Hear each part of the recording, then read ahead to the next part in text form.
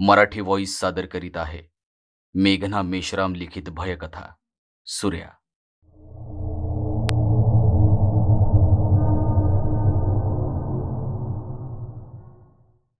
सुनील, गोजिरीचा भाऊ, ही दोघं आणि आई बाबा असं चौकोनी कुटुंब.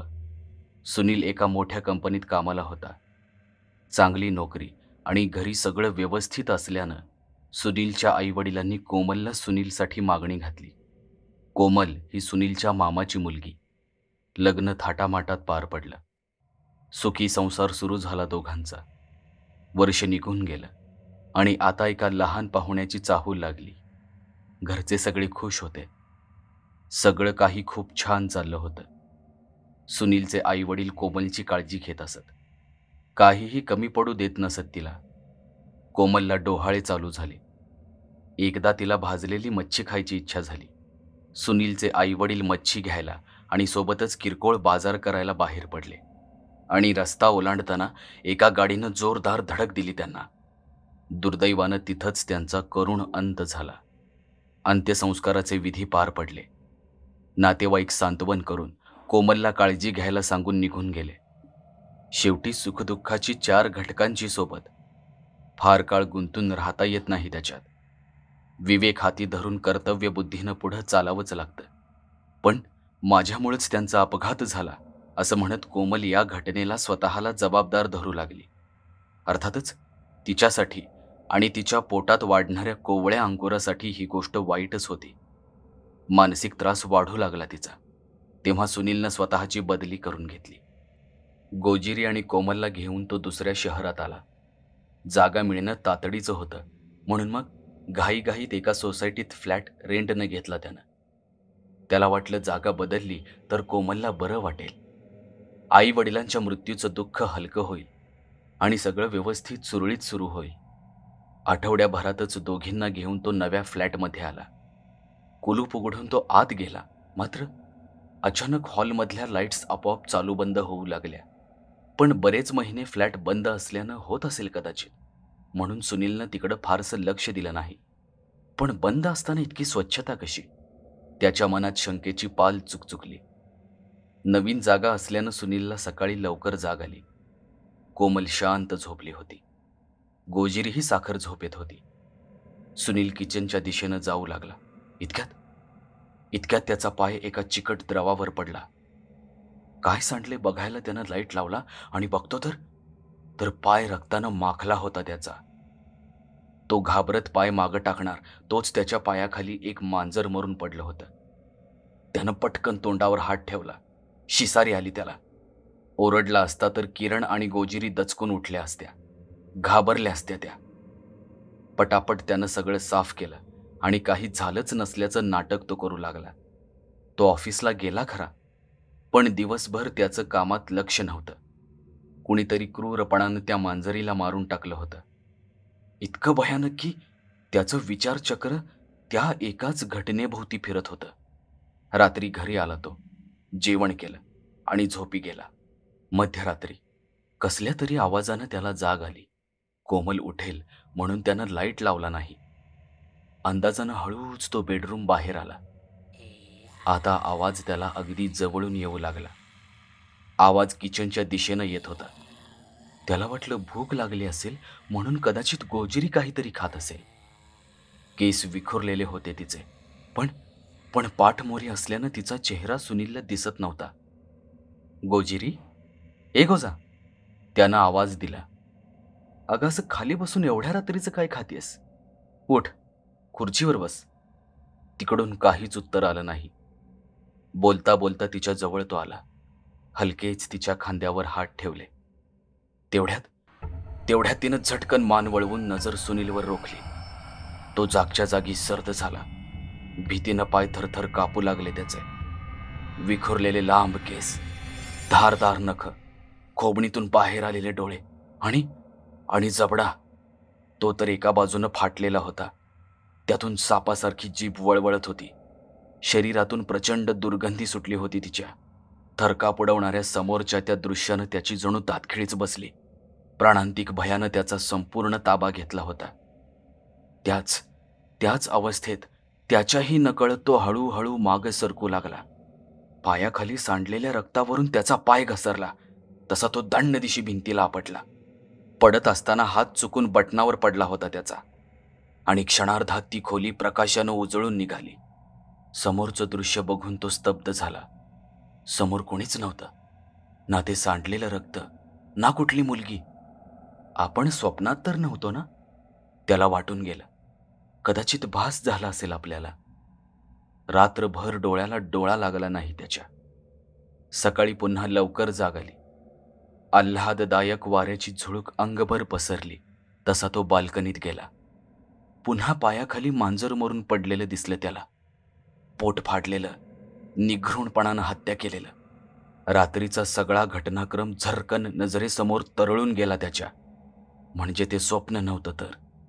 रात्री तीच भयाण आकृती या मांजराला खात होती. सत्य समजलं आणि सुन्न झाला तो. पुन्हा ते सगळं साफ करून घेतलं त्यानं. कोमलचे दिवस भरत आले होते, पण त्याचं कामही आता वाढलं होतं. ऑफिसमध्ये ओव्हरटाईम करावा लागत होता. गोजिरीसोबत असल्यानं फारशी चिंता नव्हती, पण पण तरीही त्यानं त्याच्या मामाला म्हणजे कोमलच्या वडिलांना बोलावून घेतलं. कोमलनं एका सुंदर मुलीला जन्म दिला. परीसारखीच गोड होती ती. तिच्या आगमनानं सुनील सुखावला. तिच्या लाडाकोडात सगळं घरदार गुंतलं होतं. त्या 2 वाईट घटनांचा सुनीलला आता हळूहळू विसर पडत चालला होता. सगळं पूर्ववत होऊ लागलं होतं. पण एके रात्री कोमलनं फोडलेल्या प्राणांतिक किंकाळीनं ते घर पुन्हा हादरलं. भीतीनं तिचा आवाजच फुटत नव्हता. ड्रेसिंग टेबलवर पुन्हा एक मांजर तसंच मरून पडलं होतं. सुनीलनं काही एक न बोलता ते सगळं साफ केलं. जणू या सगळ्याची त्याला सवय झाली होती. अगतिक झाला होता तो. आता त्याची खात्री झाली होती. त्याला कळून चुकलं होतं. तिथं कुठल्या तरी अमानवी शक्ती वास करत होत्या. एकसारख्या घटनांमधून आपल्या अस्तित्वाचे पुरावे देत होत्या त्या. काहीतरी विपरीत घडत होतं तिथं खास. सुनीलनं आतापर्यंत स्वतःला कसंबसं सावरलं होतं, पण आता तोही मनातून ढासळत चालला होता. मामांनी त्याला एकांतात विचारलं, सुनील, काय चाललंय हे सगळं? तुला यापूर्वी असा अनुभव इथं आलाय? हो, सुनील बोलू लागला. आज तिसऱ्यांदा हे सगळं घडतंय.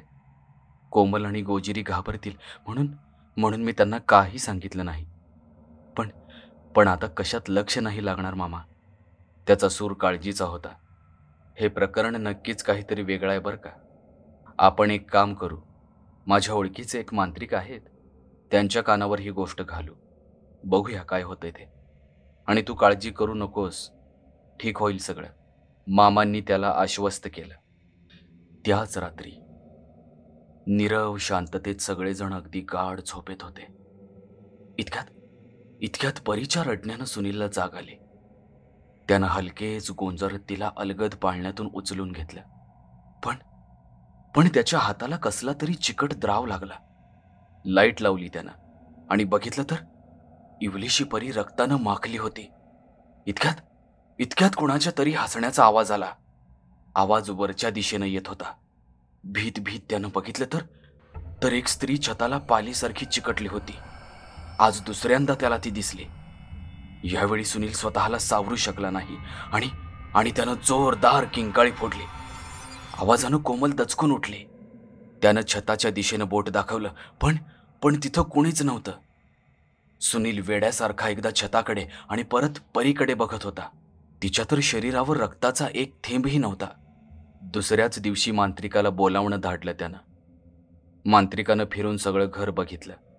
या घरात अघोरी शक्तींचा वास आहे हे एव्हाना त्याला कळून चुकलं होतं. विशेषतः किचनमध्ये जास्त वेळ रेंगाळला होता तो. सगळ्या विधींची सिद्धता करून मी रात्री येईन असं सांगून तो निघून गेला.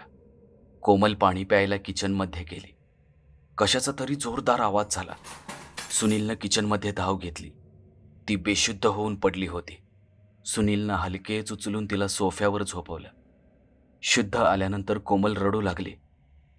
पाणी पित असताना किचनमध्ये तिच्या शेजारी कोणीतरी असल्याचं जाणवलं होतं तिला. लाईट्स आपोआप चालू बंद होऊ लागले होते आणि पुन्हा तीच मुलगी कोमलला दिसली होती. सुनीलनं तिला शांत केलं आणि फ्लॅटमध्ये आल्यापासून झालेल्या सगळ्या घटना तिला सविस्तर सांगितल्या. जीवाचा अगदी थरकाप उडाला तिच्या. तो सगळा दिवस असाच विक्षिप्त आणि अघोरी घटनांचा होता. प्रत्येकाला भयानक अनुभव आले होते.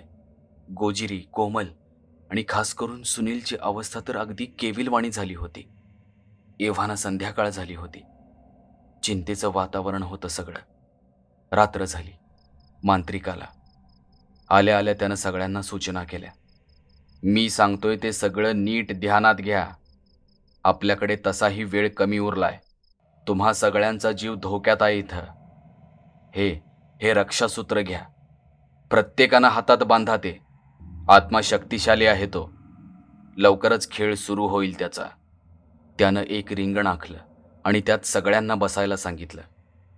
समोर त्यानं आपल्या गुरूंची तसबीर ठेवली आणि तो ध्यानस्थ झाला. हा सगळा प्रकार हॉलमध्ये सुरू होता. काही वेळातच लाईट्स चालू बंद होऊ लागल्या. कदाचित हाच तिच्या येण्याचा इशारा होता. आणि मग तिथं खेळ सुरू झाला आभासांचा. सुनीलला अचानक त्याचे आई वडील दिसू लागले. लहानगी परी त्यांच्या हातात होती. सुनील त्या दिशेनं धावणार इतक्यात मांत्रिकानं त्याला अडवलं. तो सगळा केवळ आभास होता. गोजिरीला तिच्या शेजारी कुणीतरी बसल्यासारखं वाटलं. तिनं बघितलं तर तोच आत्मा होता. एकाच वेळी आता तो सगळीकडे दिसू लागला. कधी तो छताला चिकटला होता, भिंतीवरून रेंगाळत होता, किचनच्या दारात उभा होता. सर्वत्र केवळ त्याचंच अस्तित्व होतं. पण ती भूल होती. हा खेळ सुमारे तासभर सुरू होता. मांत्रिकानं आपल्या गुरूचं स्मरण करून मंत्राचा वेग वाढवला. तशी ती दुष्ट शक्ती आणखीनच आक्रोश करू लागली. आता तिथं राहणं अवघड होत चाललं होतं तिचं. मंत्रांचा प्रभाव प्रचंड वाढला. तशी अखेरची जोरदार किंकाळी फोडत ती अमानवी शक्ती अदृश्य झाली.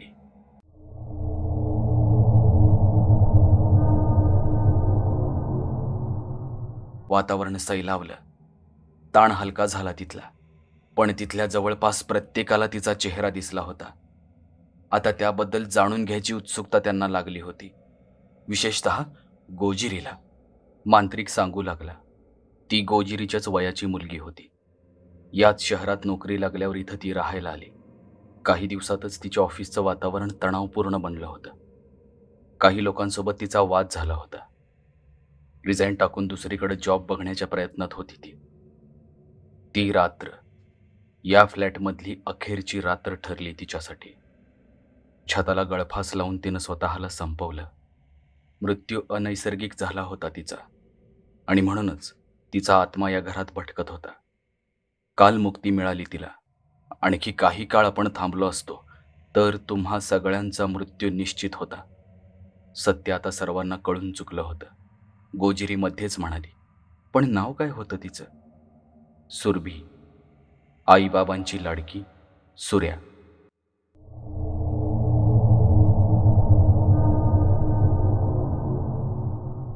मेघना मेश्राम लिखित सूर्या ही भयकथा आपण ऐकलीत.